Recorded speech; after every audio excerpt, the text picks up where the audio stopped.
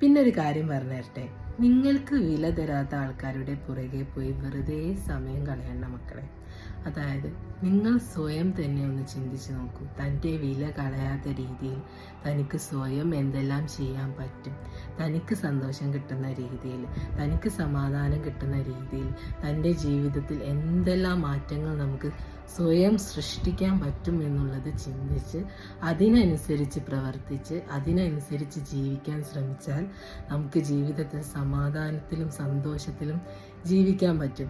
അല്ലാതെ മറ്റുള്ളവർ വില തരട്ടെ, മറ്റുള്ളവർ സന്തോഷിപ്പിക്കട്ടെ, മറ്റുള്ളവർ സമയം തരട്ടെ, മറ്റുള്ളവർ തൻ്റേത് കേൾക്കട്ടെ എന്നുള്ള ചിന്തയുമായി നിങ്ങൾ ലൈഫ് ലോങ് ജീവിക്കാൻ ശ്രമിച്ചാൽ ഒരിക്കലും നിങ്ങൾക്ക് ജീവിതത്തിൽ സന്തോഷവും സമാധാനവും ഒരു സാറ്റിസ്ഫാക്ഷനോ കിട്ടില്ല. അതുകൊണ്ട് തന്നെ നിങ്ങൾക്ക് ലഭിക്കേണ്ട വില, നിങ്ങൾക്ക് ലഭിക്കേണ്ട സന്തോഷം, നിങ്ങൾക്ക് ലഭിക്കേണ്ട സമാധാനം എന്നുള്ള ആ ഒരു കാര്യത്തെ നിങ്ങൾ സ്വയം കെട്ടിപ്പടുക്കുക എന്നുള്ളതാണ് എനിക്ക് പറയാനുള്ളത്.